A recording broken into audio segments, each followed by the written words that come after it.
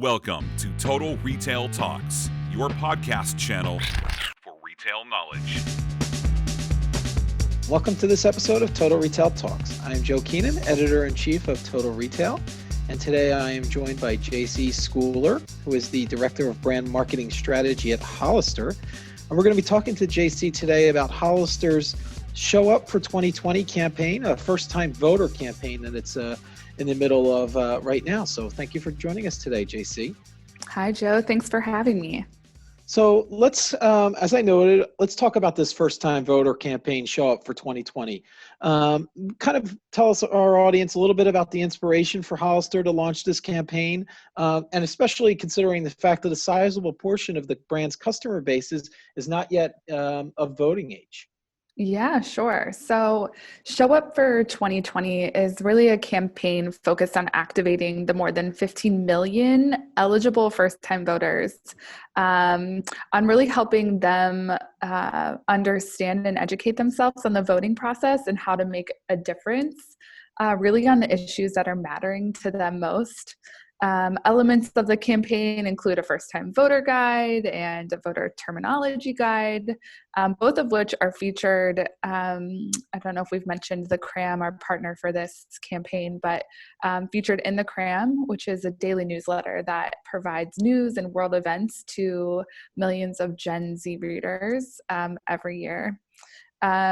Olivia Seltzer, she's the founder of the CRAM. She's also a member of Gen Z and youth, kind of changing the dialogue on teen and youth voting. She's hosting an Instagram TV series on our Instagram channel that really is dedicated to help amplify those young voices of change. And she's interviewing the Gen Zers on topics like the environment, women's and girls' rights, closing the education gap in Black and other underrepresented minorities, and LGBTQIA rights as well. I know you mentioned a little bit the underage piece, and we'll probably get into that a little bit more, I'm assuming, but we're really passionate about empowering teens and amplifying their voices. So I think whether they're first-time voters or counting down the days until they turn 18, we know that our customers want to be heard in this time, such an important election for all of us, voting age or not. So that's you mentioned the partnership with Olivia Seltzer of the CRAM, and I'm going to get into that in a second. But I think just for some context, why don't you tell us a little bit about Hollister's typical customer, the demographic? As I noted, is it kind of that teenager to younger adult type customer? Tell us a little bit about where you guys fall in terms of your demographic there. Yeah, you got it. Hit it right on the head. Hollister's kind of key customer is the global high school teenager. So, 13 to 19, we're a little older than that, but we're really focused on that global high school teen who is going through, tons of change and figuring out who they are and what they care about during those years. So we really focus in there. Yeah. So you mentioned Olivia Seltzer of the CRAM, and she's partnered with Hollister for this Show Up for 2020 campaign. So tell us a little bit about the CRAM for those that aren't familiar with it, and then also why Olivia is the right spokesperson for this. Sure. So Olivia is a super awesome teen who's doing pretty incredible things.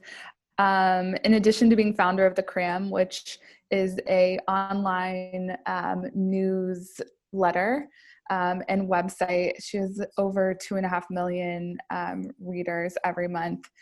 She also gives speeches to international leaders. She's been selected as a global teen leader, a Diller Teen Awardee. She's been featured in Teen Vogue, been on NPR, been featured in The Economist and Forbes, and she's also currently writing a book. So one of those Gen Zers who is actually not of the voting age, really helping change the dialogue in the voting space and helping teens understand and educate themselves on issues that they're most passionate about. I think she's a great example of kind of your topic or question before around some of our customer in our demographic being under the voting age, she's a really great example of a teen who is changing the conversation in this space and causing an impact to global issues and to national issues, even though she can't vote. So it's natural to partner with Olivia, who's been on the forefront of inspiring Gen Z to educate themselves on these issues when it comes to voting. So yeah, it's really exciting. Yeah, and she's, as you noted, extremely accomplished for a teenager. Yeah. Yes. Whatever. Forget about the age. She's extremely accomplished for however old she would be. Exactly. And she's, I would imagine, has a connection to your customer base, given her age at this point. Absolutely. Absolutely. I mean, she's, a 16-year-old who has figured out a way to create a really user-friendly platform to share educational resources. And teens are kind of craving that, and we're inspired by her ability to connect with her demographic and her fan base, and very similar to our fan base. So it's a good fit. Yeah, it's a great match. So let's talk a little bit about Jacee. Talk about some of the different channels in which the Show Up for 2020 campaign will be promoted to your consumers. How do you kind of plan to get this out in market? I guess social media and some of the other different ways that you're going to be publicizing this. And then also maybe tell us a little bit about internally kind of the teams that are working on this, how you're kind of managing this initiative. Sure. Like all of our campaigns, we love taking a holistic approach to how we think about supporting. At the brand level, we're obviously sharing it across all of our channels, organic social, email, our site. What's also exciting about this is that, thanks to the CRAM, you can find the campaign there. She's hosting some of our voter guides and voter terminology guides as well. Even, I think the coolest part about this is the powerful voices who are also a part of this campaign that Olivia will be interviewing over the course of the next month have been a part of this journey and really sharing it on their channels as well. I think the goal of this campaign, first and foremost, is to make the information accessible to this generation where they spend most of their time. You mentioned social. So we're really focused on that word of mouth, peer-to-peer, and kind of putting it all over social to make sure it's easy for our team to find it and take advantage of it. From an internal perspective, really our marketing team here internally, our brand team, is managing a lot of this campaign and the communications with not only the cause folks we have on who are talking about those issues like the environment, girls' rights, but also managing the relationship with Olivia, which has been fun. So looking at this on kind of a macro level, do you want to tell us a little bit about why it's important for Hollister and other brands, in not only the retail spaces, but across industries? We're seeing more and more getting involved in social issues, whether it be vote, like, the Show Up for 2020 campaign around voting, environmental sustainability, racial equality and justice. There's all these different initiatives that brands are getting behind right now, and it's becoming more and more important for consumers. Do you want to tell us a little bit about the philosophy at Hollister around corporate social responsibility? Sure. Yeah, I would love to. I think first and foremost, it starts with the philosophy at Hollister that we really do put the customer at the center of everything we do. We listen and learn from them every day. And this year has been especially important for listening and learning to them, learning from them. And kind of that drives how we think about building brand affinity with them as well. So as a corporation, Abercrombie & Fitch, as you know, our parent company, is committed to supporting causes and issues that are important to our customers. They obviously differ by brand. At Hollister specifically, Gen Z is an extremely active generation. Aside from the election, which is what we're talking about here today, they're vocal about other issues like anti-bully, mental health, health, sustainability, LGBTQ rights. You've mentioned some of them, the Black Lives Matter movement, as well as politics and concern over certain things there. These causes are also important to our associates and our company, and we've actually made some pretty strong strides to support in each area. Earlier this year, we also launched the Hollister Confidence Project, which is a 365-day-a-year global initiative, really aimed and dedicated to helping teens feel confident, comfortable, and capable. We also turned on some sustainability efforts, which focus on our quote unquote progress over perfection, and are spearheaded by some of our commitment to the United Nations Global Compact, which that is the world's largest corporate sustainability initiative right now.